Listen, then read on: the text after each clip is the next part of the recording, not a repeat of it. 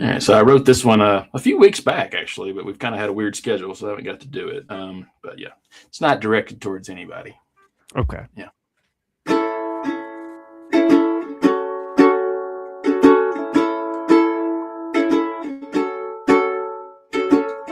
Bald people got no reason. Bald people got no reason to live. Wow.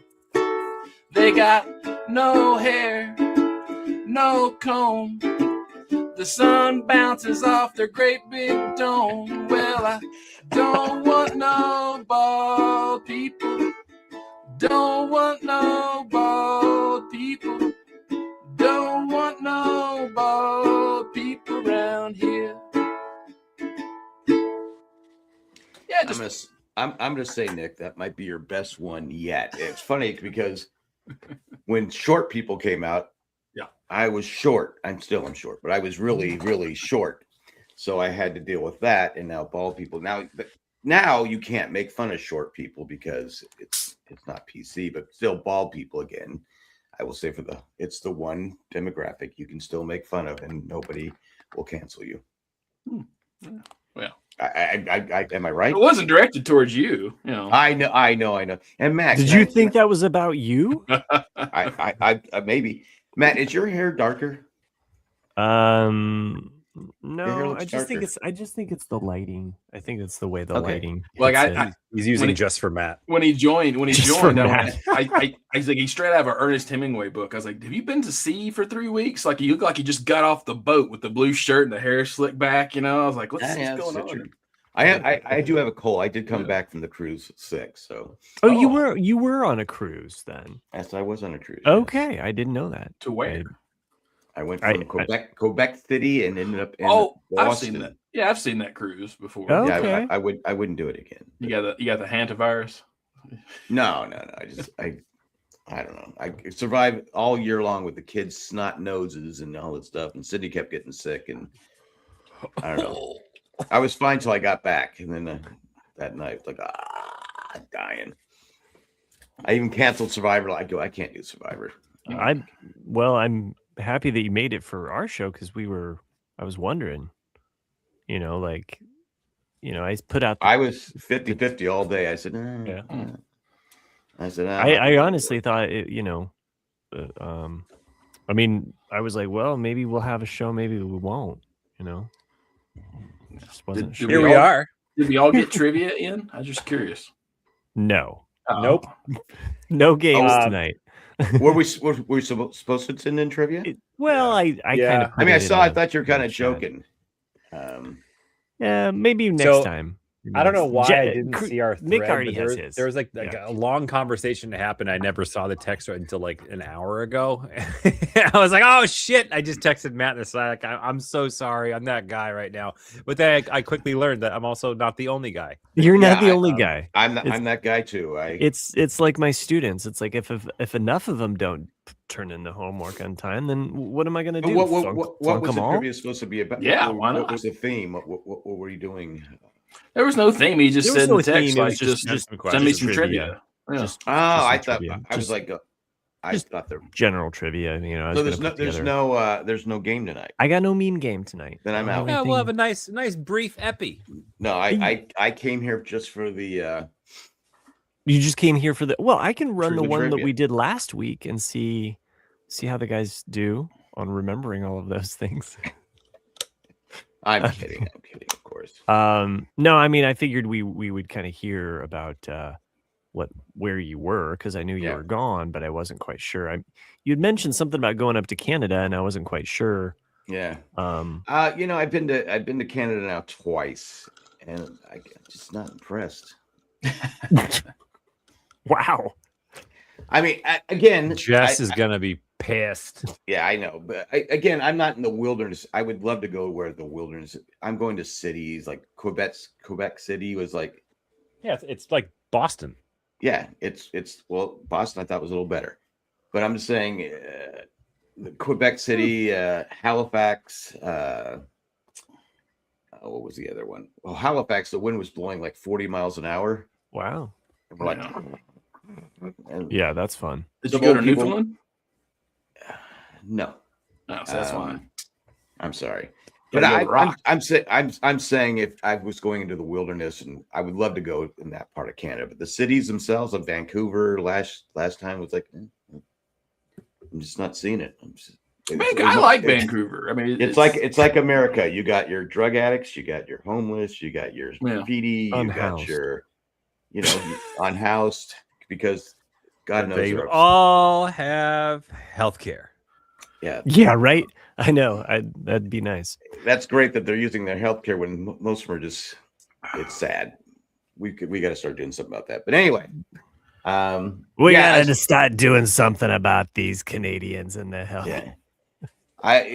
Sure, you've never been on a cruise. You should go on a cruise, but the cruise I would go on is to Alaska. Yeah, that's what I did. We're planning on doing a new one in Alaska next year. We'll see if you like that part of Canada.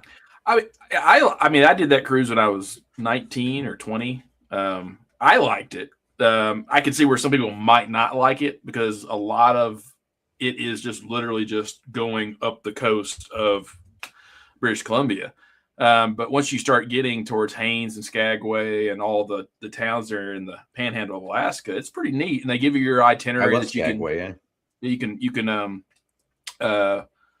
choose what you want to do, and then get off the boat. And it's pretty. I mean, you can tell it's geared towards older people and not for like someone who's 19 for sure.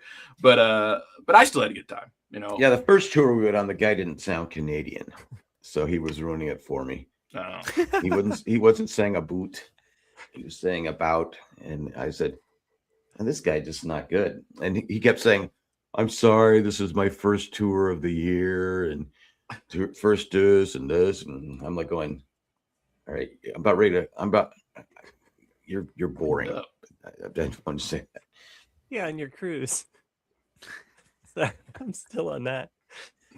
On what? Okay. Oh, yes, I see it now. I see. The whole cruise thing for me, man. Like, I don't know. Right. I your sex cruise in your teens. That's what you're doing. I don't think I would want to do a cruise. I just. I don't like having a schedule. Like, if I'm on vacation, don't fucking tell me where I have to be when. Well, like, no, I want to. You can do whatever you want. Do what you want. Yeah, you just. I didn't like being confined to a boat.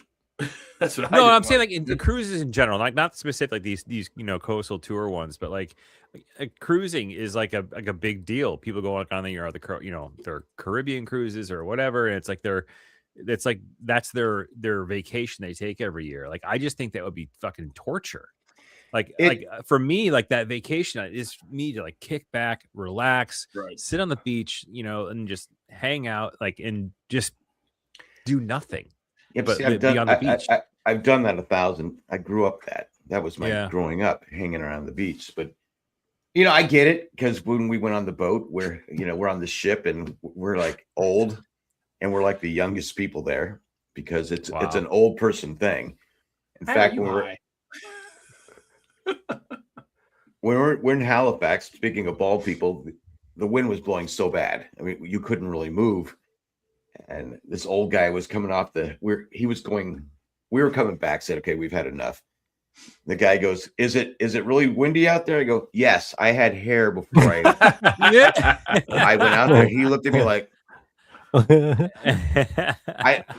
said, really? I go, and there was a small, she was like 80, 85. I go, she shouldn't go. They go, really? I go, yeah.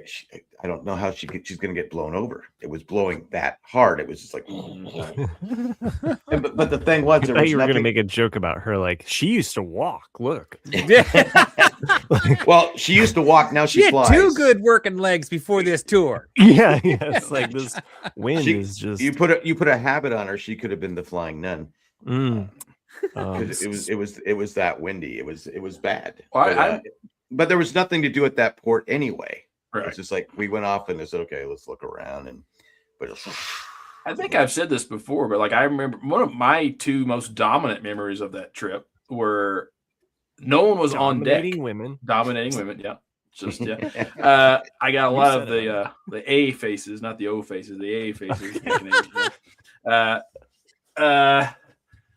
But no, like, because it's for older people, and then because Jack's saying, like, the wind is often so strong that a lot of people stay inside the ship. I would go, with a big coat and like sit on the deck by myself and just watch all the humpback whales and stuff. Just, and I thought that was really cool. If you can see them, like that's what made Alaska so nice is you could see the whales and and you could see the otters floating by on the icebergs and all that stuff. Alaska was beautiful. The trip from, first you're going in, you're not even on the ocean, you're in a river. Yeah, you're going through little islands and stuff. Yeah. And then you come and then you go. Portland, Maine was really nice. But the problem is on on the veranda, it was so fucking cold that you could, because Cindy likes to sit on the veranda and just watch things. I go, is it me? I'm freezing. My balls are freezing out here. It's so goddamn cold. We did get to sit out there. I think in Portland, Maine, we did get to sit out there for about an hour. But with Alaska, we sat out. Love Portland, Maine. Yeah, it's a good town. It's one of my favorite places to go in New England. I could live there. Yeah. I'm just saying it's quaint. It's it's funny. The guy, the Uber took us to the one of the lighthouses there, and it was beautiful there on the beach and all that stuff. I got some pictures. I just haven't posted them yet. But he was talking about the houses there. He goes, yeah, this is the poor area. We're about ready to hit the rich area. So it goes from rundown house, old houses that were, like 50, 60 years old. And then the next street is like, boom. It's like these mansions they have. And he goes, yeah, this house was just built for $15 million. I go, holy crap. It's right on the beach. It's right on the ocean. And he goes, yeah, it's probably their fourth house. They're probably only here a couple months out of the year. Right. Because there's so much money in that area. He just says, yeah, most of these people don't live here year round. Yeah. They're just like, let's go to Portland, Maine for a week. So they cruise out there. But we still have unhoused people. Well, it's like some of these places just. That's why you got to be born rich, I guess. So. Yeah, it's the only way. But it is what it is. But it's just like, oh my, that house. How long was your cruise? 7 days, from Sunday to Sunday. How many days? 7 days. We're first 2 days.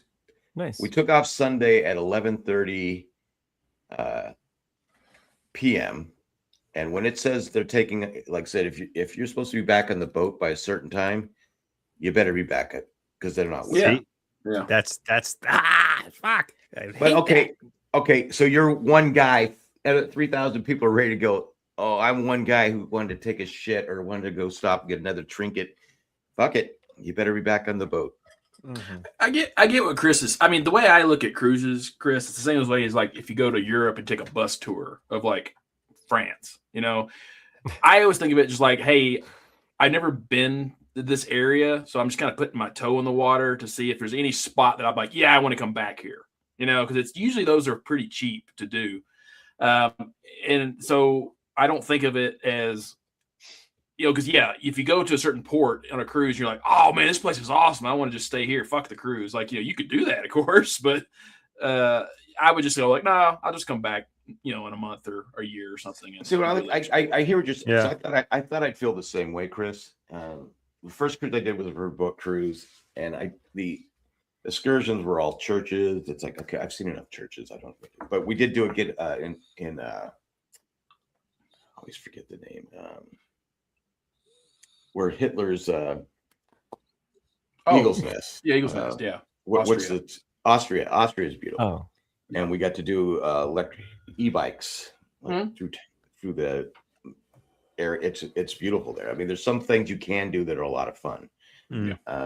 So I thought I would hate, because I'm like you. Where were you talking about? It kind of cut out. So all I heard was like Hitler's something. Austria. Hitler's Eagle's Nest. Did you do the Band of Brothers tour? Hitler's Austria. No, we want to do it, but we were in Austria. I was trying to remember. I couldn't remember Austria. I knew that if I said Eagle's Nest, Hitler's Nest, you would know. Oh, okay. It was Austria. Hitler's Nest. Hitler's Nest. I mean, if it wasn't so awkward, that could be an episode title. Yeah. Well, But anyway, maybe pass on that one. We'll go with more of the higher class names that we've used for some past episodes. Hitler's fuck shit. Hitler's pussy nest or something like that. I'm kidding. But gives pussies a bad name. Yeah, that's true. Anyway. So anyway, I'm just trying to think of some of our I was the same way, titles. Chris. I was hesitant to go on a cruise because of that, but I think once you get a little older, you don't have to drive anywhere. Right. Exactly. If you want to get off the boat, you can get off the boat. They have gambling on the boat you can do. They have get off the boat. There's comedy shows. They have trivia. They have all kinds of things going on. There's a lot to do on the boat, and there's plenty of food. You eat nonstop. You do, that's for sure. So all right, we have some very high class named episodes, by the way, such as Arby's makes you fart, and sweet pickles, my kind of dick, a bro job. Where was that one? What's up? I'm just trying to. A big thumbs up to you. You trying to remember which that one? No, I've got them all written down here. I'm just trying to remember where were sweet pickles. But okay. What about fucking my heart in the ass? Remember that one? Fucking my heart. No, I'm too sober for these. I don't remember these. You don't remember these titles that we've had? No, I remember the Arby's farting thing. Oh, that one's yeah, that was more recent. Yeah. 2 Men in a Bidet. That was another good one. Yeah. But anyway, who comes up with these? You could probably go on Chris, That's, you're younger. You might want to go on a younger cruise. With younger people on there, and because the old people, I mean, it is frustrating. Around enough young people as it is. You're trying to get off the boat, and these people are like 80, 90, and you're like going, "Oh my God, step aside." But you have to be patient. I just don't think nice. I want to be around all those people. I don't know. I thought that would bug me, but it's just like, and your rooms are fairly small, unless you pay out the ass. Oh, they're not fairly small. They're small. Yeah, they're small. Yeah, because like usually, Chris, the way it goes is like, so for you, if you took the wife and the kids, you go into like the one that I went on. You go in and it's got like 2 beds, and you're like, and 2 twin beds. You're like, what the fuck? Like, there's 4 of us, and then like there's like these 2 up in the ceiling that come down. You're like, oh, so it's basically bunk beds, and they're not comfortable. And you got one, like an airplane toilet. You guys are really fucking selling it, by the way. Yeah. Yeah, it's not. Like I said, it's just. But I wasn't there to stay in the room. If you're someone that wants to stay in the room and watch TV all day, then why'd you go? But.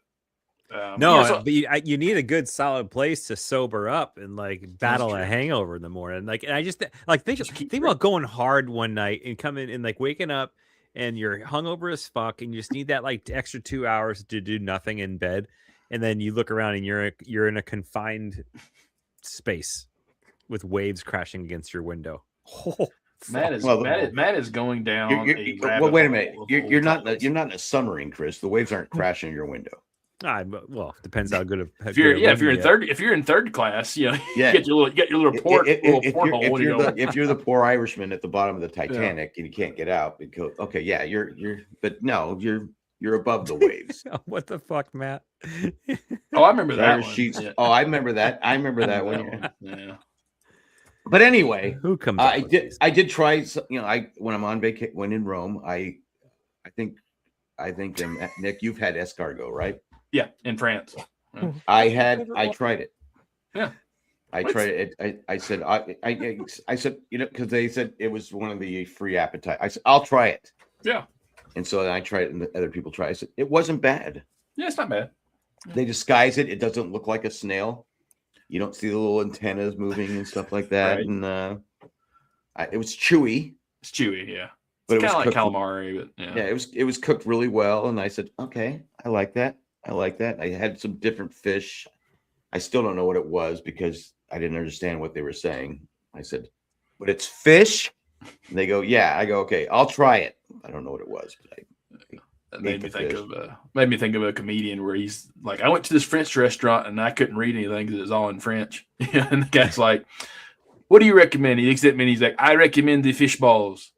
And I'm thinking what you're thinking, like, well, fuck, I'm gonna have to eat 1 million of those things. You ever seen the balls on a fish?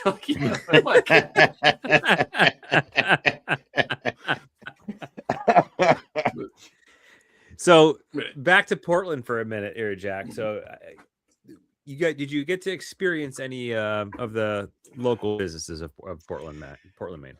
We weren't in Portland, Maine a long time. Like I said, we took the Uber to because when we've landed there, we had to go through immigration. We all had to be checked, but to make sure we were legal. So that took time, which upset me. I could have spent a day extra in. It's beautiful there. I mean, I think you've talked about it before, and I said, God, this is just.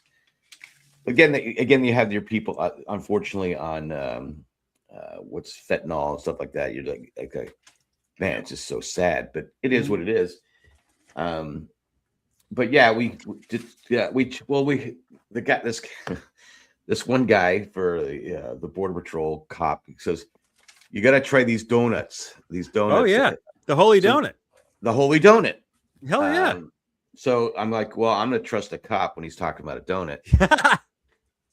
By the time we got there, they had limited supply of donuts. I wanted the cinnamon donut. It was okay, but it wasn't like, oh my God, this is the greatest donut I've ever had. But yeah, we did try Holy Donut. They're made of potatoes. Yeah. And I, like I said, I didn't hate it, but I got a lemon donut, which would not have been my first choice. Yeah. Like the 3 donuts I wanted.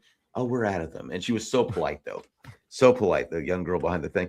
Oh, but we have this. And I'm like going, yeah, all right. I came here. I'm not going to walk away without trying one of these Holy Donuts. But it was good, but not great. But the driver told us, and everyone else kept telling us that Luke's Lobster was the place to go. Oh, I'm glad he moved on from Gilmore Girls, because Luke, he needed to get out of Stars Hollow, like for real. Nothing but mama drama. That's the Luke you went with? All right. Yeah, that's the Luke I went with. That's the Luke I went with. Couldn't you get a Luke we know? He did have a barbecue, and now he's gone over to lobster. Yeah. So we go there. Okay, sure. There's that joke. Because there were 7 of us trying, that were on the trip, and everyone said we want to try the lobster, except my brother-in-law who hates fish. And I said he got a hamburger at Luke's. So there was 4 of us. A hamburger. So 3 of us tried and I go, first bite was like, but then I got into the next bite, which I said, oh my God, this thing is awesome. It was. And that was a lobster roll. It was a lobster roll. Yeah. Yeah. And it was because I like lobster. And I was like, oh my God, this thing is great. It was $32 for 4 ounces, something like that.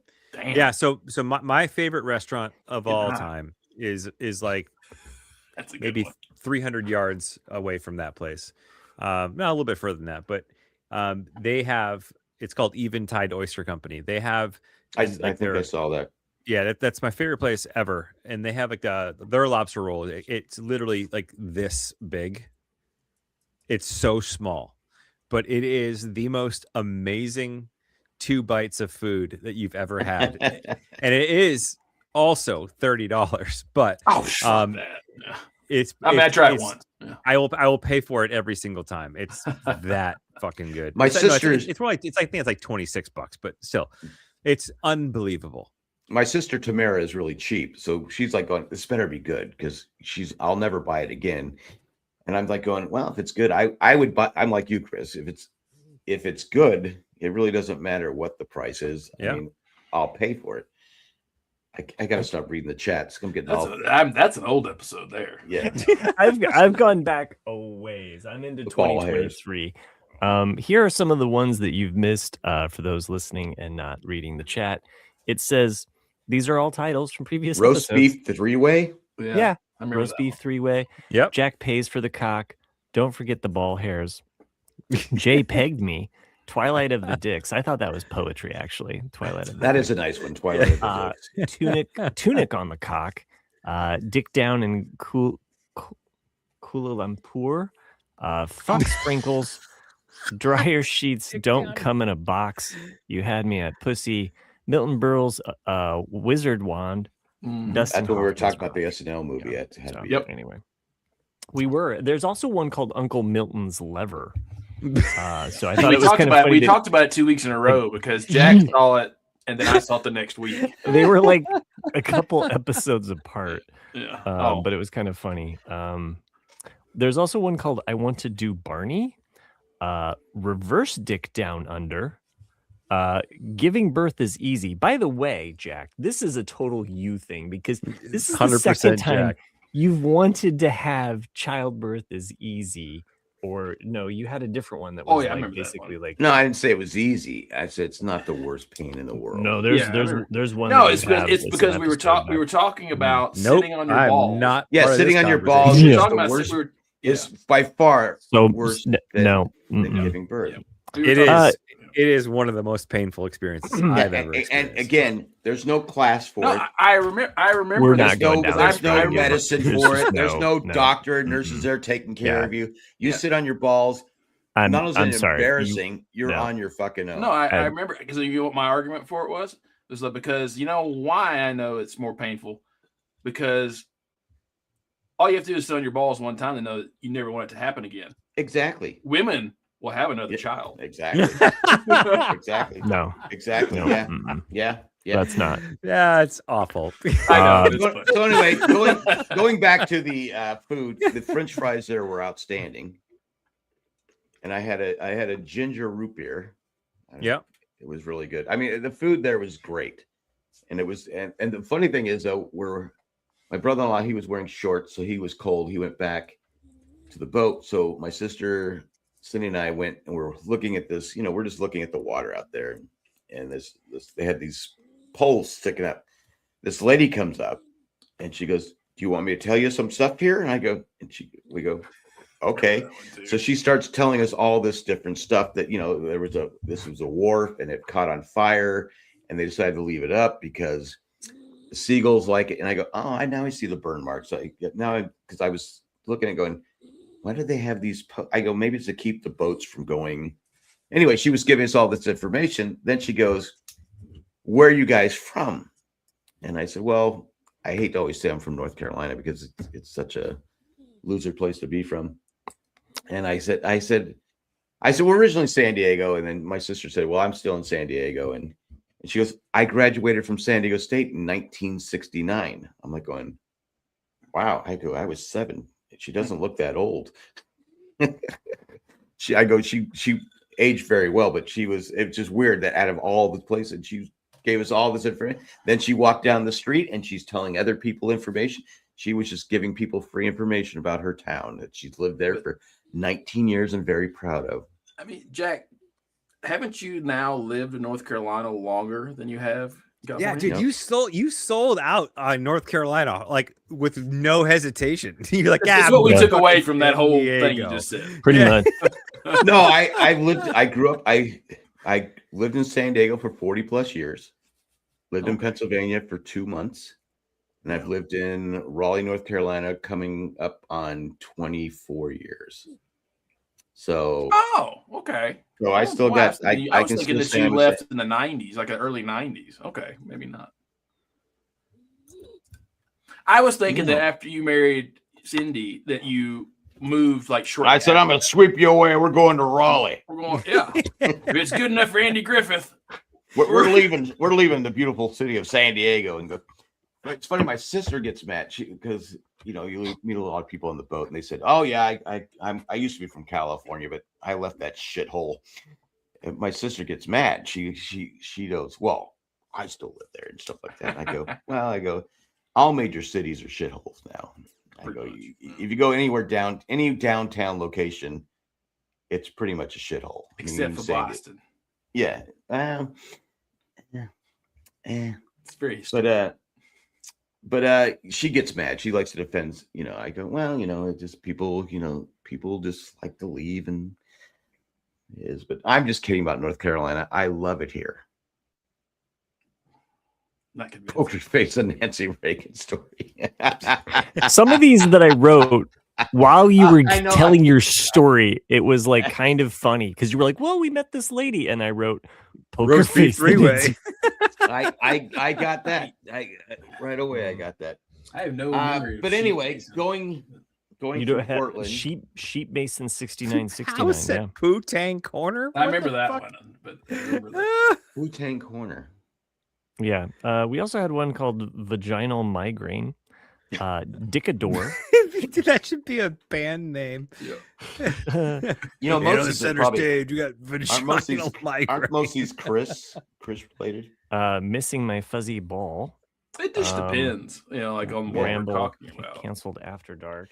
Yeah, the I do like how Jack just kind of subtly tried to put this blame of all these on me. Right. No. I'm just saying you're the guy that comes up with the names. I'm the nameologist. Yeah, okay. I'm not trying to be mean or a dick.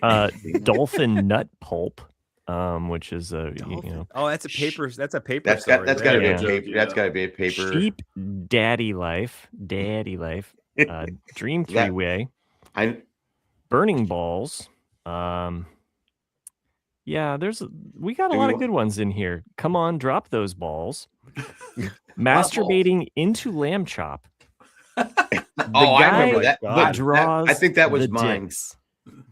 Masturbating. My balls itch. Your balls itch. Yeah. Yeah, lamb chop. If by some grace of crazy circumstance, maybe down the road we get recruited to be on a major network, but they have to do a content review. Let's look back at these gentlemen and their episode titles. And they're all washing their hands and going to confessional. AOL love child. We'd be canceled before we got on the air. Oh my god, awful. These are terrible. We'd have a niche crowd. Yeah. We do, and thank you for joining us tonight. I think we should take a commercial break. Sure. Right into Boston. Go ahead. Take a titular wanker. Episode 106. Wanker. I want to come inside pork chop. That's fucked up. Is that you, Jack? Well, I think that was me. Yeah. It was a fucking sock. Did you get the commercial break in there? Did you? I did. Yeah. Oh, okay. All right. Jack missed the last episode, but he did manage to watch us for a little while, I think. Yeah, it was real creepy. But I was talking about Ted Lasso at the time, and I watched it all the way through. But I did join for a second. There's a joke in season 3 that I did not get until this last rewatch, where it's fuck. Why am I forgetting their names now? It happens. Ted, not Ted. Coach Jamie. Jamie. It's Jamie's over at Jamie's a dick. Oh, he's every Keely. fucking way. There's Keely. Keely's house. Keely. No, it's the other guy, the other soccer player. Roy Kent. Roy Kent, yeah. Roy so Kent. it's Roy is over at his, I think it's Roy's birthday. It's Roy's birthday. And so it's his niece, yeah, that's the mom. right. I remember. And what Jesus Christ, my brain is just terrible. What he gives him is his very first jersey from his first World Cup. And if you're just watching it on the surface, you go, oh, that's cool. He got him an old jersey. But then he says very quietly, I got them to change out the E to a U. And then they just leave it there. And then you go, oh, it's Roy Cunt. And I was like, you motherfucker, And that's why he goes, it's a thinker. I love it. I love it. Is that the name of this episode? Is that the name of this episode? I don't think we can get away with that one, but we just always blur out. I mean, they're like, apparently Dick and Balls is fine, and even bitch, but we do censor the other ones.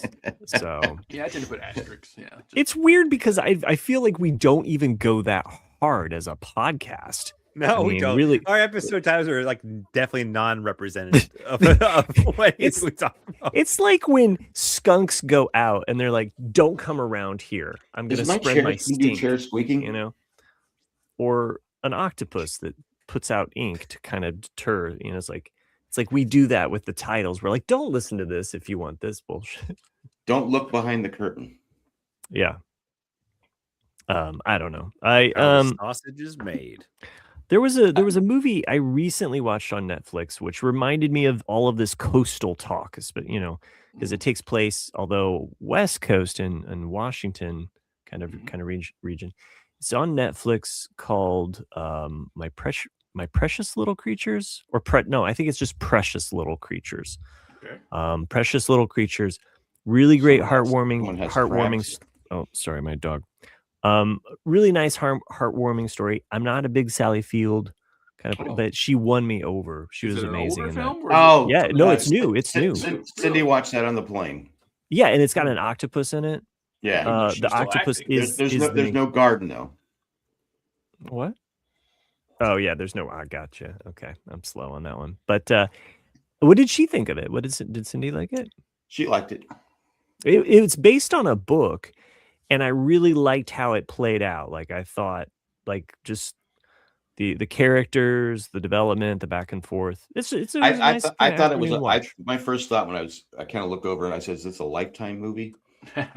And she said, "No, no, it's not. It doesn't. It had the whole premise of the guy gets stuck. His car don't give it away. Don't give it away. What am I giving away? Don't give away any plot. None. Okay. It looks like a Lifetime movie. It is not a Lifetime movie, and it does not. You don't want to admit it because you watched it.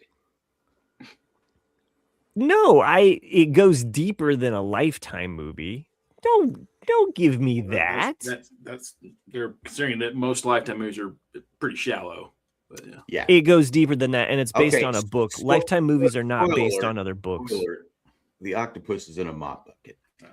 I love the octopus. I love the joke that every Lifetime movie is the exact same movie, and I love it. Like whoever thought of this concept is like it's just basically a random woman. It's every description is the same. It's either a horror movie or a romantic novel. It's like a single woman walks into a town she's never been before and chooses to put her trust in a single man.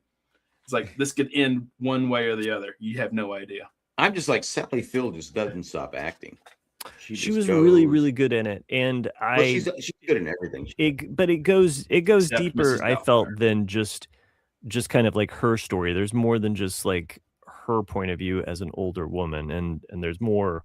I don't know. I really liked it. I liked the perspective. She was a fucking bitch in Mrs. Doubtfire. Told you. Right? Yeah.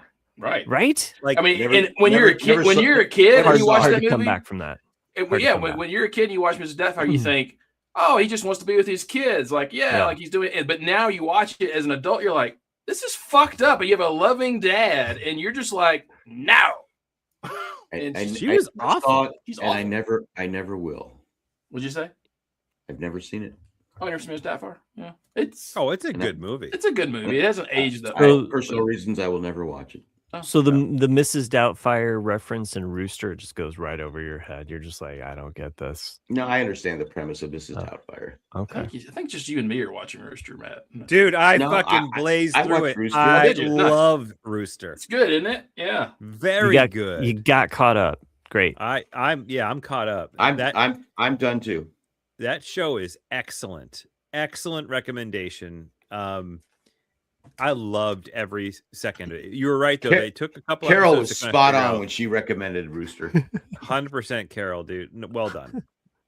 What were you saying? What were you saying beyond the Carol thing about the show, Chris? Just because you kind of went through it just more recently. Yeah, the first couple episodes were a little kind of like you're trying to figure out what the fuck's going on, and then once it gets into it, like it was really, really, really fucking good. Mm-hmm. The acting I thought was great. I mean, even like it kind of like blended back and forth in between. Like there was a little bit of like old school vibe to it, right? Mm-hmm. But it kind of dives back and forth and gets in and out of like a little bit more of like the serious drama, and then gets back into a comedy. I thought it had a really good flow, like a really, really good flow for a show. And I have a significant crush on that the actress that plays Steve Carell's daughter. Oh, sure. Yeah. Mm-hmm. Definitely. Yeah. No, I didn't see her and Jamie together. No, but I mean, okay, for one, she's an art history. She teaches art history, so it's like ding. So you're like already in my field, and it's all of the art jokes are hilarious. You get to me. dibs, man. That's fair. It's like get dibs. I get dibs. No, that's why he dyed his hair. Found her attractive as well. So I happen to have a thing for dark brunettes. But I thought all of the college stuff though was really, really funny in it, and it definitely hit me in a way where I was just like, oh yeah, this is the student. Like sometimes the students that you struggle with, are the students that like bring you that joy, you know, that like that they go the extra mile. That did not happen. But I did. Are you sure? Because he seemed. I did have like, you know, like just the tail end of this semester was just kind of shitty, and but I did have a student. I had a student from 2023 that just kind of reached out to me and was like, sent me an email. And it was kind of nice because it kind of came at a moment where I was really just like pissed at a lot of students for like, okay, it's due on Wednesday. The last day you can turn it in is Monday, but you're turning it in on Tuesday now. So it's way past the due date, way past even the day that it was due. But I allow this much time, and it's still late. So anyway, do you lower their score? Yeah. That's the idea, is that they're not getting full points. Right. Beggars can't be choosers. Do they? But then I even had another student yesterday that emailed me who dropped. Like he didn't drop. He just disappeared. Okay, they disappeared. I don't want to say who they might be, but they just disappeared from my class or right around spring break. Never saw them again. I flagged them in the system. I did my due diligence there. Never saw them again. And then they decided to turn in their presentation. at the end? No, yesterday. Which is actually now 2 weeks after the due date and 10 days after the day in which they could have actually physically turned it in. So they were not in the class. And they weren't even in the class for like the last 2 months. And I'm just like, I don't even feel like reading any of this. Like you submitted, you put in a lot of work here. I'm not even reading it because you didn't give me the time of fucking day. So what did you gave them an incomplete? No, they already got the grade. The grade was already submitted last week when I got done with this shit. F? Well, there's a different designation if somebody disappears. Like, so it is an F, but it also has a different designation in the system so that it lets them know that like they stopped coming and did not continue with this stuff. So, but it's just frustrating because it's just like, so I'm trying to outshine the negative because, Jack, it is very easy to look at all of the shit. And I'm trying real hard, Ringo, to look at the positive, like the student from 2023 that reached out to me and was like, hey, I learned a lot from your drawing class. And even though I got a B-, like your class and what you taught me, like, you know, I still use. And so, and this is a non-art major class. You know, they're going into other fields, but they're using some of the things that I teach them. And that makes it, that shines a little bit brighter than the shit. And the shit can kind of bring us down. But I'm trying to just kind of look at all of those positive students. I know what you're going through because my daughter is a teacher and she teaches kids who have learning disabilities. And now they're condensing. They're putting next year, they're going to put all the kids in the same class. And she has to go from class to class to class instead of having those kids and getting them up to speed, because a lot of them fell behind during COVID. Yeah. COVID was a mess. And and so now, but she gets frustrated sometimes, but then like we're trick-or-treating and and the kids come up, Miss Cook, oh my, I said, see, you've made a difference. And those kids, so you have to look at the one kid that contacted you in 2023 and said, all right, I made a difference. Yeah.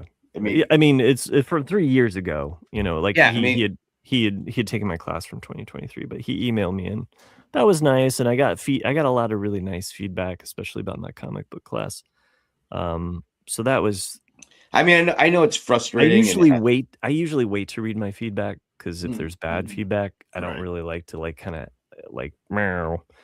And so I was like, no, I'm going to read this. And it was really like, what was funny it kind of relates to the show. But what was funny is one of the feedback that I got from a student, they were like, hey, you shouldn't feel bad about going on to tangents and you know, because we all enjoy what you have to say, basically. Right.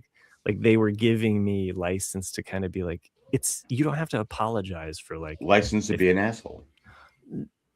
No, it's more of just that, like, as I teach, I would go off on a direction, and I would, bring it back. Well, it's from Ramblecasting. Exactly. That's what I was trying to say. You can't. Anyway, bringing it back to Rooster, I really liked all of the academic stuff that was happening, and even the stuff with the art teacher and how she said at one point, "Oh, go get the students prepped on." It was like how Jasper Johns and Robert Rauschenberg had a relationship. And then she goes in there and starts how they were like hooking up. And I'm like, that's not even close. Yeah. It's like, it's just so. We've all seen the ending, right? Yeah. I'm sorry. His ex-wife should not be the president of the university. She doesn't give a fuck about anything but herself. So spoilers. They got a great drama for Rooster. If you don't want to hear, skip ahead, but we're gonna speculate. I realize why they did it for the TV show. Yeah. But I think Dr. Cox should have been the guy that kept his job as president. Absolutely. He's awesome. Yeah. His character is really good. Great. And I every episode I want a sauna like his where I can just sit. Right. Well, that's what I was going to ask. I was going to ask Chris. Sauna sales have got to go on because we've said that. We said that it's like it makes you want to immediately buy a sauna. And but I told Cindy, I go, that has to be fake ice cubes, and there's no. Oh yeah, 100%. There's no way you can fuck it. Right. There's no way you can act through that. Because number one, you can't come out of a sauna and then go in an ice. It's too. I mean, I don't like going in a sauna and then jumping in the pool. You got to release the brown fat, though. Got to release the brown fat. Brown fat. I get it. But I don't know. It just I said. All right, so that's the episode title. Brown fat. We have not talked about Widow's Bay. I have not watched that one. But just is that the show, Jim? You were suggested to me. I've been away, so yeah, I'm not sure. That is okay. That is another problem with the cruise. The internet sucks. Oh, okay. The internet sucks. Don't pay for internet because it's a waste of money. It doesn't work. So yeah. Okay. I did want to talk about Boston, but I'll wait till the end to talk about Boston.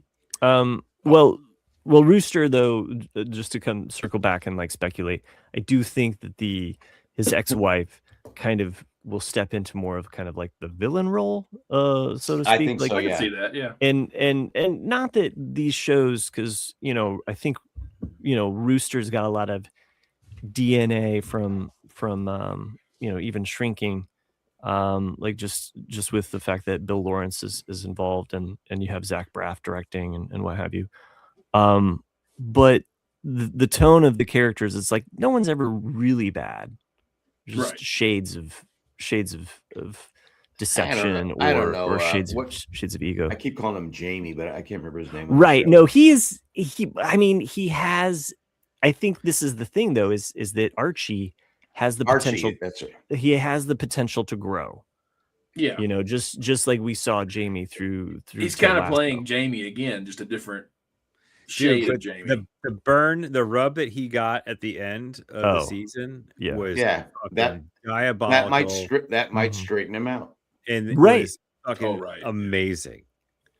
Like I remember seeing like, oh, he's fuck, oh shit, oh fuck, he's double fucked. Like it's awesome. It opens with him like kind of like the walls are kind of closing in on him, and he's talking about Gorbachev, and that's there's an analogy there that he tear down that wall.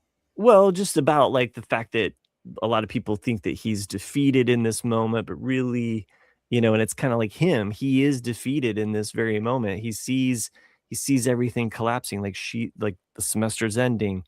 Like, is he going to go this way or that way? And yeah, he was. She made the right decisions. I'm like, oh, don't go back to him. No, right. But it was really sweet though how it all went down. But am I the only one that thought she was going to be pregnant? Yeah. Oh, that's okay. You never know. That could be.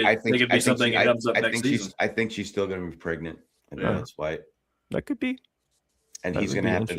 It's going to be. I definitely think he's pregnant. I kept thinking that at some point this season, and only because I watched it a couple times through, I kept hanging on to the line where Rooster says at the very beginning about Sonny. He's talking about Sonny to Sonny. Archie, because Archie, I think, is trying to talk, and he's like, I don't want to know her. I don't want to get to know, like, I don't want to talk about her. I don't want to get to know her, or something like that. It's like very specifically, I don't want to know her. But now, in the last episode, we find out that he's playing Words with Friends with her dad. Yeah. So there is this connection there that's like he's still staying friends with her dad. The So Parks and Recs guy. Yeah, exactly. Right. Which I thought that was like such a cool like little in joke. Like, hey, don't I recognize you? It's like they both kind of come from the same Office, Parks and Rec DNA, but never would have met or seen each other. You know, Isn't so your it's kind wife of like Christy this- Brinkley? Yeah, right. That would have been good. Which is always funny. But I was going to say something. Forgot. Go ahead and move on. I forgot. Oh, and the other Office line where he says "What's up?" Like I What's thought up? that was like a funny like callback. So, But people say he's playing Michael Scott. I said, no way. I don't think he is. I know. No. I go. I'm not seeing it. There's no way. No. I mean, it's hard to. It's hard to separate. I think Because people it- are trying to. They can't see the acting through the comedy. Right. I It's mean, like if there's any character that he's similar to, it's the one from Crazy Stupid Love more than any of them. right. Right. Right. But No, I don't- I would. Yeah. yeah. But just in the fact that his life is kind of upside down, and I really, really thought it was so sweet that he says to her in that last episode 10, he's like, I didn't want you to go through what I went through, so that's why I came out here. And it's like it all makes sense. It all connects. Like the motivation of the character is there, and you feel it at that moment. You're like, yeah, like as a parent, like you don't want your The child only to go thing I through put together with The Office is he's Rooster is like Michael Scone. Michael Scarn. Michael Michael Scarn is so Scarn. sure. Michael Scarn is so sure of himself. Michael Scarn would be a character that Rooster writes. But Rooster, the character. Yes, I see. Okay, I'm with there. you. I go. Oh, okay. That's that. Yeah. Okay, if you want to make that comparison, The it's different. It's different. Michael Scott was like Michael Scorn. Michael Scorn was the guy that got women, he could do anything he wanted, and that's Rooster. is yes. I see the the analogy. there. Insecure. Rooster is insecure, but the Mhm. character he writes is this buff guy, and he could do everything. But when he's on the ice as a hockey coach, he likes his hockey. Which that hockey episode, Yeah, Dude. Yeah. I like our whole family watched that and we were just dying laughing. Like just Those are good when you can just slam somebody and don't get called for it. it Those are good times. It was also such a funny like flip of the Ted Lasso where like in the Right. Ted Lasso they go out, they play angry, and 9 times out of 10 like you're not gonna win when you play angry, but hockey it totally makes sense. Hockey is. I remember coaching and we were playing Simi Valley, and these guys we should have got our asses kicked. And I went to their team. I just walked by their locker room, and I go, they just said, "Fuck, we're gonna kick these guys' asses," and we went out and kicked their asses. I mean, it just blew them away. We should have never won the game, but they just. Sometimes you can lie to people and it works. Hockey's a great. If you haven't played hockey, it's a great sport to play, especially if you have aggression and you want to get rid of it. Since you mentioned Dr. Cox, I saw a random interview with him maybe a week or so ago, and they were talking really more about Scrubs and like how it's come back, and he was talking about how the 9th season of Scrubs was not supposed to be called Scrubs, even though it was still in that world, it was not meant to be Scrubs.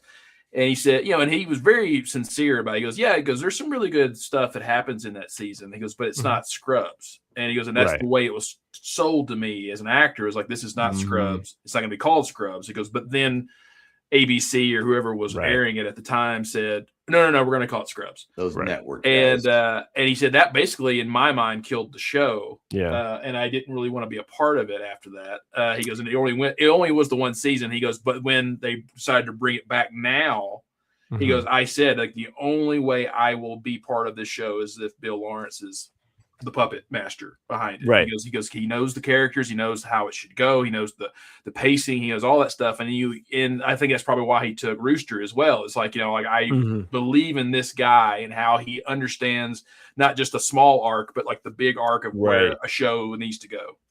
Great actor. I mean, he was in what was that movie? So Charlie Sheen. Platoon. I mean, I didn't when he first was on Scrubs. Like, oh, he's a prick. Yeah, like he's Right. I don't like him in Platoon. Yeah. But he grows in. Fair, it's not his fault. I don't like him in Platoon. You come to really appreciate Dr. Cox though, and Scrubs though. Like he is annoying but it over time. I don't know if he's annoying. He's just like, I don't have fucking time to deal with. I'm not gonna baby. Well, I think it's because you're seeing the view from JD. You're seeing the world of the hospital. And JD is sensitive. And he's new to the like, oh, losing a patient, and then it's like it's Dr. Cox that's always like, you fucked up again, kid. Well, it's kind of like that. It's kind of like that same dynamic in Shrinking, in that he sees Dr. Cox as a father figure, right? And Dr. Cox is never going to give him that, And so he yearns for that approval, and Dr. Cox just eats it up because he's such a callous guy that's like, yeah, right, And I mean, he does at times. JD can't even get the janitor's approval, right? Right. My French. Well, speaking of hospital drama, I picked up on the recommendation to watch The Pit. Oh, another Carol recommendation. Yeah. Well, I'd give this one to Matt Treese because he was after me to watch this. Yeah, Matt Treese is the person who I've seen mention this the most, and so I did start watching The Pit. Is any of you guys watch The Pit at all? Cindy is watching. I've actually downloaded episodes. I just haven't started it yet. So I'm how many seasons is it now? There's 2 seasons, 15 episodes each. I didn't realize it was in Pittsburgh at first. I go, okay, that makes sense. That makes sense. Yeah. I'm still in the first season. I think I'm like 5 episodes in. I believe 5-ish. At first, I was like, oh, this is gonna get real fucking annoying after a while. And then I started watching. I'm like, I can't stop watching this show. Like, this is really fucking good. But like, I'm exhausted after watching an episode. It is like, it's exhausting. It is ADHD crack. It's one day, right? So far, yeah. No, each season's one day in an operating correct. room, right? You're correct. So, like, I'm sitting here, I'm like, this is fucking insane, dude. Like, it's non-stop ADHD. You're right. You're going left, right, center, left, right, what, that, blah, blah. And it's just like, it doesn't fucking stop.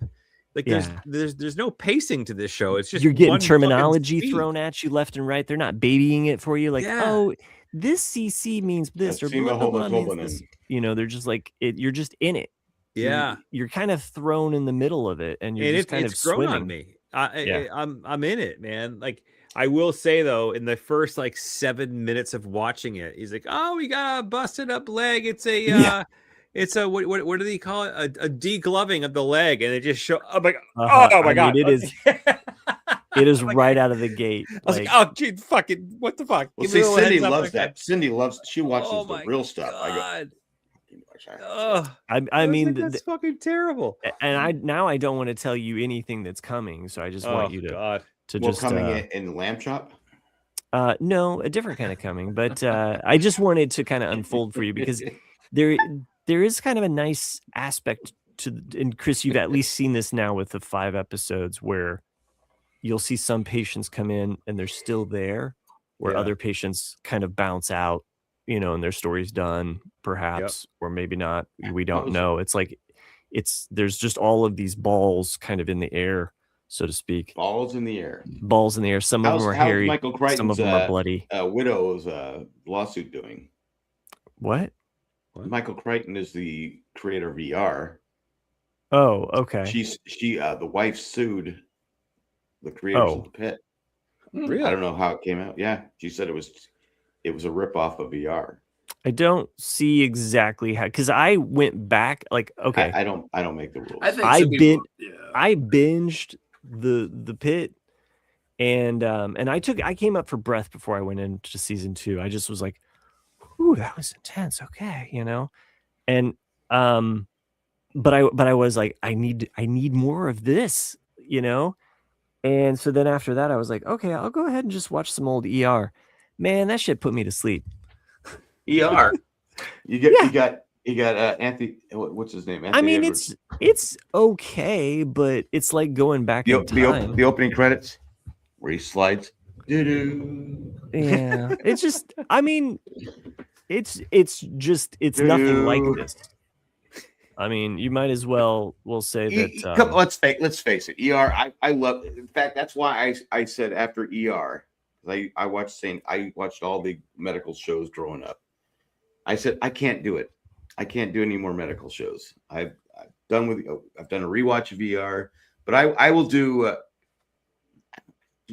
mean, is it that intense that it's that much better than ER? Yeah. It's better written too. Yeah, and there's very. I mean, ER had a lot of the drama of in between the doctors. Even just from a conceptual standpoint. But ER's the Pit is 1 hour at a time. Yeah.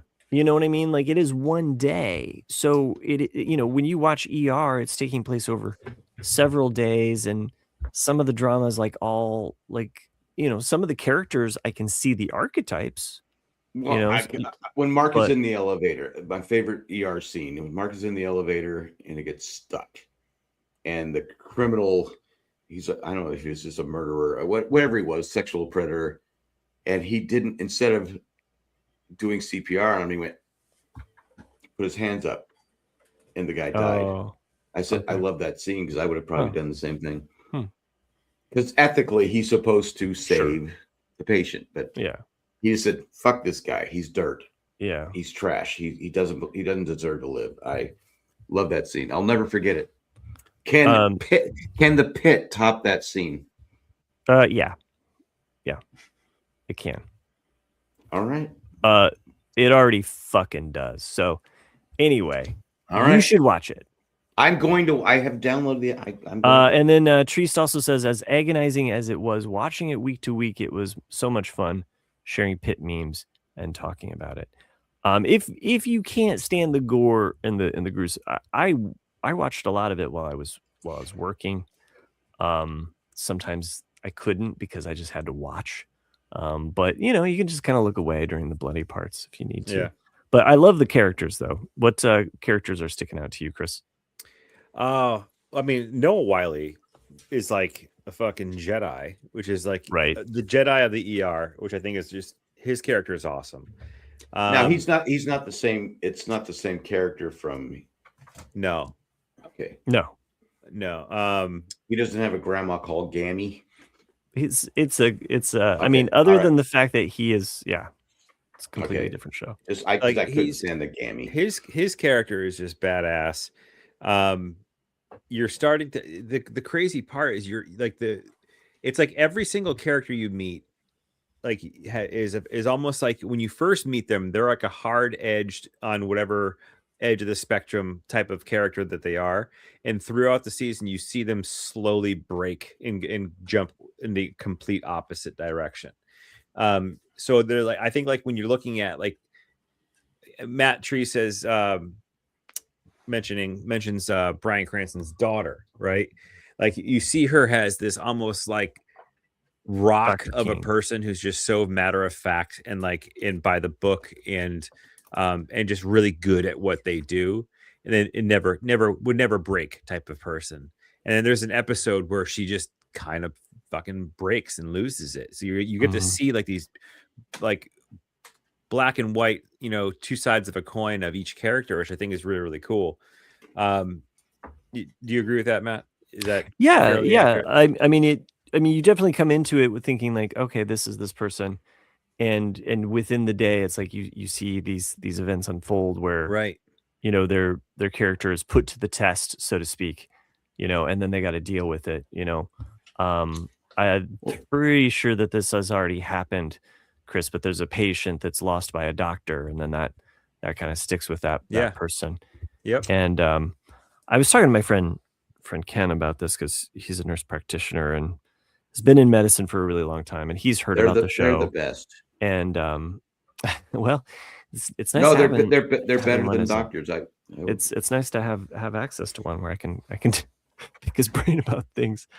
So he's obviously been recommended it, but he's also my friend who's dealt with losing his wife, and I was like, hey, first of all, this show's pretty intense. I don't know if you should dive into this. And within the first episode, there's something that would totally trigger what you went through. So, it's like, so there, if you can't, sometimes it's like you just kind of want to look into the void and then look at like how it's an emergency room. Right? Yeah, you see it all, life, death, and so you can see why those kind of. I wish they're waiting in that type of medicine. How you would have to develop a callus, just kind of a not have. Oh yeah, you hit the nail on the head. There are some scenes when you're watching it. You say callus, kind of like the you get numb to certain yeah, where you're just like things. Like it's crazy because it goes back and forth between like their will and their drive to save this person's life, but it's only rivaled by their will to get the room fucking open for another patient. Yeah. And it's really weird because you see them fighting, and then making the calculated decisions of who not to save, essentially. I mean, to me, that I don't know if I could do that. Yeah, it's crazy. And I was talking to a customer the other day, and we were talking about the pit, and she's a doctor, and she was saying how like that's almost 100% like what reality is in a very busy ER. She's like that it's one of the most accurate medical shows that she's ever seen. She's like, in the craziest of busy ERs, like that show is an absolute 100% representation of what happens. And like I think about that and I'm like, how the fuck can you have that job? Right. And like go home every day and not fucking lose it. I don't know how they do it. So we've all probably been to ERs with our own injuries and stuff, and it's just like I can still remember being. Well, I sprained. They thought I broke my ankle, but it was sprained. They had no room for me, so they put me in the hallway, and I'm sitting there, and the people are dying around me. The people are, oh my god, my mom's dying, and they're crying. I'm like going, can you will me somewhere else? And these people are like, it's just life. It's like they're so used to it that they're numb, like you said, numb to it. And it's like, I don't know how you can be numb to that. People dying, just like, but I mean, you need these people on the front lines because they're going to save people. But I don't know how they do. I don't know how they do it. Yeah. So if you're listening and you do it, I mean, thank you. I mean, I don't probably didn't get past our show titles. Yeah. Yeah. Coming in Lamb Chop. I mean, Nick wanted to say that that this show is like the trend of no, you can read it. It's just play on words because you said something about intense, so maybe think of that old joke. So that's why. Nick says you hear about the trend of having sex while camping. Is that with a bear? No, it's fucking intense. Bear fucking. I don't know if Jack got it. Oh, I get it. Tense. I get it. Hey, I get it. Yeah. Nobody told me there was math. Yeah. No, but thank you, Trees, for the recommendation of the pit. I'm enjoying it. I'm definitely going to watch it soon because all the shows are coming to an end. Scrubs is at the end. I still haven't finished. I forgot that I got to finish. Bark for All Mankind. No, I haven't started for all. It's not done yet. What's Kurt Monarch. Russell? Monarch. Oh, Monarch. Fucking So yeah. one episode to go on Monarch. Yeah. That's the only thing about Cruise is you mess up. You can't watch TV for a Right. week. You didn't miss much, Jack. Yeah, season 2. I gave it a 6.8. Season 2. 6.8. Okay. All right. Wow. All right. Ew. I'm still gonna Doesn't finish sound it. like I should watch it. I'm still gonna finish it. I mean, season 1 was good. Season 2, it just like Jack has said, it just felt stretched. You know, it just Yeah. They were definitely just like, okay, hey, we're gonna have a season 3. Let's now it'd be nice if they finish it in season 3 and go come back to our season 1 was so okay. I can't wait for the next episode. Now it's like I'm struggling to watch it. Like, all right, okay, I like you, Kurt. I'll keep watching. Even for All Mankind this season, I felt was just kind of not on the ball. Aside from this last episode, you know, the one that last Friday. I haven't seen that. I'm waiting till I just started watching this week's episode before we started recording. Okay, yeah. So because to me, it kind of got back to what made the show good. You know, this Agreed. last, and I was like, oh, okay. I was like, I like this episode. Yeah, it was good. And then, like, I know that Chris and I are watching Your Friends and Neighbors. Yeah. Let's see here. The Boys isn't over yet. It's almost over. Got one more episode next week, and then it's done. Done. Go ahead. Go ahead. No, go ahead. Yeah. And then I watched Mortal Kombat 2. I was really bored, and I watched it at the theaters last week. If you want just a straight up fight movie that you can enjoy and never think about again. Yeah. I watched a movie on the boat. I downloaded some movies. It was Working Man. Oh, the sequel to Working Girl? No. Yeah. What's the guy? John's what's his name? Fighting guy. John Wick. John Siegel. No. Jason Bourne. John Wick. Jason Statham. Statham. Yeah. Oh, we got there. We did it, guys. Thank you. Jason, yeah. I mean, it's just like normally. Thank you, Matt Trees. I normally don't like. I normally don't like those movies because they're so stupid. Yeah. And this one was stupid, but I watched. It took me 2 days to watch it, but I watched. It. I know. I started to watch. It's an Oscar-nominated film. What's the one that Timothy Chalamet or whatever his name is in? The one about ping pong. Oh, Marty Supreme. I'm halfway through that film, and I've never. It's supposed to be an underdog story, but I've never rooted for a main character to fail harder in my life because he's a piece of shit. And you're like, how is this movie supposed to be an underdog story? What about Karate Kid?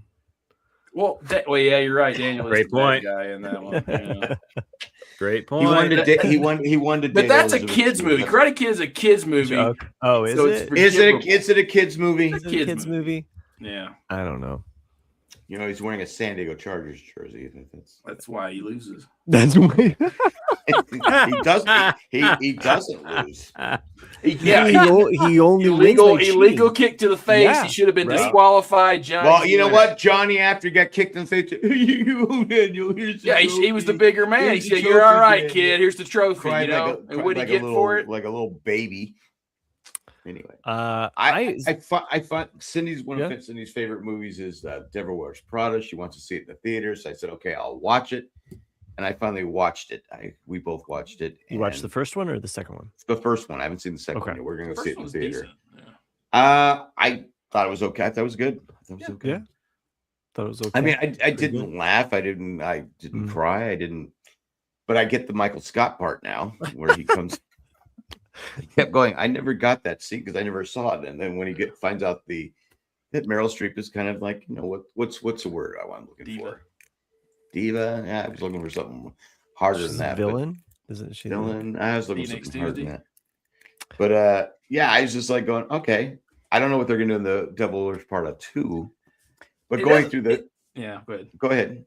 I haven't seen it. The reviews of it aren't bad that I've read, but the only kind of things I've said is it just doesn't have the same intensity. You're not going to catch that lightning in a bottle twice, And well, Meryl Streep, let's face it, anything she does, she's fantastic in. Okay, yeah. I mean, if she's down to do another one, yeah, even in Project Hail Mary, she's awesome. Oh yeah, that's true. I didn't know she was in it. Yeah, Yeah. She's got a speaking role. She's got a speaking role, and she's great in Murders in the Building. Yeah, Adaptation.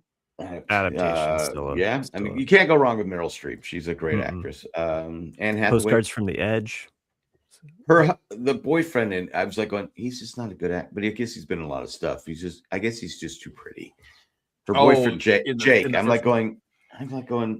What's funny about it's one of the things that's weird about that movie is they try to make him kind of be a villain, but really he's not a bad guy. No, you know, he's a little whiny. Yeah, he's got a job to do. Support her. Yeah, he's trying to help her out, and she's just constantly fucking. No, I don't know. He seems a little whiny to me. You got your girlfriend has a great job, great career move. But I did find out going through IDBM that Emily Blunt's sister is married to, is it Stanley Tucci? Really? Yes. Yeah. Dang, he's Stanley. How old is? I mean, he's the bald-headed guy. Yeah. Stanley Tucci. Like isn't he old? But Emily Blunt's younger than sister. Me. Yeah, but how old was her sister though? She looked a little 16. She was 5. It's an Epstein's file. It was a fixed wedding, 40. Yeah. The Tooch. Maybe that's what she calls him. But yeah, I found that out yesterday going through trying to figure out who leads. It's a real Humphrey Bogart, Lauren Bacall kind of situation going on there. And there's actually a picture of all three of them in some publication somewhere recently. And yeah, she does look a little bit older. I said this is where they got Emily and Easy, Matt. 2 blunts and a Tooch. Oh God. Nice. A Tooch and 2 blunts. What did you? I was there. Just loose. Yeah. But anyway, that's some trivia for you if you want to know. 21 years age difference. Oh, you're just mad because he's bald. I think that's what it comes down to. I was like pissed when she screwed him over at the end and he just took it. I'm like going, right, dude, for all bald people, stand up for your rights. I would have got up and said, fuck you. Yeah. I mean, that's the thing with loyal people though. You're the easiest one to fuck over. I'm loyal to a fault, but you fucked me over like that. Yeah. But it did show at the end though that she is capable of helping you when you need it, because she did help her. She did, but she's still I don't know, she pissed me off. And her husband in the movie was I always remember him as in the TV show Planet of the Apes, the TV show. Her husband. He's been in a lot of stuff, but for whatever reason, I always remember him as the TV show Planet of the Apes. What's up, man? You want to take a timeout? Well, I say we should take a commercial break at some point. That's all I'm saying. Let's do it. Okay. Here's your commercial break moment. And all right, I want to show this picture. This is Lauren Bacall and Humphrey Bogart and their son. I always thought Lauren Bacall was hot. Yeah, I still think that. And Humphrey Bogart wasn't. He was not a good looking man. Yeah, but he landed her. Bogart. So and guess what? Did. Guess the age difference between them. 40 years. 35. Damn, Jesus. 35. No, Oh. It's lower. Well, he died young. 32. 25. 25. Wow. Yeah, 25 years. Crazy. So yeah. His son looks like my youngest grandson. So I was reading some trivia about the Treasure of the Sierra Madre. I recently watched that. The Treasure of the Sierra Madre. And yeah, there's some really cool things about that movie. But one of the things in the trivia though apparently is that he was taking certain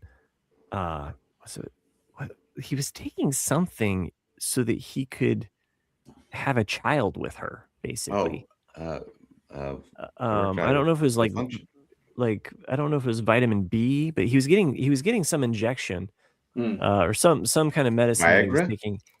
I don't know, but it made him go bald. Oh. And so on the Treasure of the Sierra Madre, he had to wear a toupee because he was going bald because of that. Huh. So and but he was basically trying to get some lead in his pencil. Get the lead in the pencil. But Treasure of the Sierra Madre. How old was he then when he had? That I don't, because he died. He's got to be in his 50s. Yeah. He died in his 50s, didn't he? Yeah, but I mean, think about it. If there's a 25-year, age difference, I want to say he's older than his 50s because he was born in 1898, and he died. Jesus Christ! And then he died in 19 lung cancer, right? 58. No, I think he died on the crucifix, actually, Jack. So so anyway, he came back though. real quick about another little factoid though. Steven Spielberg based the character of Indiana Jones loosely off of Dobbs's character from The Treasure of the Sierra Madre. Okay. I watched the movie back in middle school when I was going through a big Bogart phase back then, but I didn't like it as much because he's a villain. He's basically a bad guy. Well, he's not a villain, but he doesn't make great life choices basically. So it's more of a tragedy story, and I didn't see it from that perspective. But the old guy, there's this older guy that kind of like it's John. They're all old now. Well, John. In the film, he's old, so it's John Huston's dad. Am I mixing that up? There's two Hustons involved. So first time a father and a son both won Oscars together for the same film. Really? Yeah, he won it for directing. The son won it for directing, and then the father won it for the acting in this part. And he his acting kind of upstages Humphrey Bogart, but Bogart's great in it too. But it was a really good movie, and the fact that this Dobbs character is this inspiration for Indiana Jones, I thought was really cool because he's got the fedora, and the most famous line that most people know from it ranks up there is badges. We don't need no badges. There you go. That comes from The Treasure of Sierra Madre. So, yeah, that's it was. I remember that was a real line. It comes actually from Troop Beverly Hills, actually. But okay. I think when did that come out? My favorite Bogart movie was is it Caine Mutiny? Oh yeah, the Caine Mutiny. He's got the balls. The balls. Rubbing his balls. Yeah, Maltese Falcon and Casablanca. It's tough, but I like that movie because of how he's basically set up. Yeah, and kind of Fred McMurray's in it. And, it's funny. I don't know guys you probably don't know My Three Sons, but I was watching something on YouTube about a year ago. My Three Sons was a TV show lasted for like 9-10 years. Yeah, Fred McMurray was the dad. He would film all his scenes in a month, and then they'd go back and film the other scenes with his kids and everything else afterwards. So he was either there or he wasn't, or like they said, "Hey, Dad," and they'd be talking to someone that was, it wasn't Fred McMurray. Fred McMurray said, "Okay, I'll do this because he was a big Hollywood actor. He was, he did it for the money. They'd like a month. You got me for a month," and they'd film. They did like 30 something. He did it for the back then. Yeah, Uncle Charlie. Yeah. Actually, My Three Sons is a pretty good show if you haven't seen it. But that's all I got. But I did want to talk about Boston because Chris is from Boston. Yeah. My thoughts on Boston. But Providence. Pass. Boston. First, the history of Boston. I mean, you can't go wrong, right? Am I right? We saw Paul Revere's, where he's buried and stuff like that. And I said the British are coming. You could kind of see the tombstone was moving a little bit. Not in a pork chop. Yeah. But you left an offering. Yeah, I left an offering. Boston is amazing because of the history and stuff like that. But I still think if we let the British, just come walking through, because the streets are uneven, the sidewalks are uneven. When was the last time they paved the roads? Never. I mean, it's like boom, boom. Oh, I'm sure the British were, breaking their legs and stuff like that. And the traffic. Oh my God. You've been there, Chris. Yeah. How do you deal with that? How do you deal with that? You don't. The double parking, the roads are so narrow because basically that's what those buildings were built when they had, horse-drawn carriage. And it's like, how do you deal with this? Well, the entire area in which you were was actually is a landfill. Yeah. Oh, is it? Yeah. Well, explains the uneven. Oh yeah. That whole area was a landfill. So when they built the roads, you're right, they built them for horse and carriage, and it's just because the infrastructure was so fucking piss poor. It was like the first infrastructure in the country. But why didn't they think about the future? I know. I mean, they were supposed to be forefathers. The Big Dig, which is still technically ongoing. You probably, I don't know if you get how much driving around in Boston you did do, like through the tunnels. Well, I was a passenger, and I was my brother-in-law, who never swears, Mm-hmm. called someone an asshole.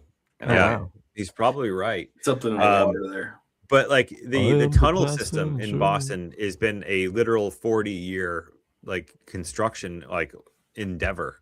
We didn't do this the tunnel system. Oh yeah, they even talk about it on Cheers. Do they really? Yeah, they talk about the construction. It's still going. Cheers. Yeah, literally, it was one of the trivia on one of the Cheers episodes when I was in my big binge, and it was it's an impressive architectural and engineering thing. It's actually very impressive. So if you ever want to kind of go down a rabbit hole, learning about the Big Dig, it's pretty cool. But the Big Dig, yeah. But there's a lot to love about Boston. I got to be honest with you. I did love, because I love, that era of history, and I said, yeah, this is pretty cool. I mean, I got to be honest with you, it's pretty cool. But I just was going, man, what's with these roads and the walkways? Awful. We did the Freedom Trail, Freedom Trail, which was pretty cool. And I'm going, did you throw some money on Ben Franklin's grave? Fuck Ben Franklin. That's not Ben Franklin's grave. Is he buried there? No. I thought he was. He's in Philadelphia. He's in Philly. Okay. That's why I kept telling people, where's Ben Franklin? I go, Ben Franklin's Pennsylvania. That's right.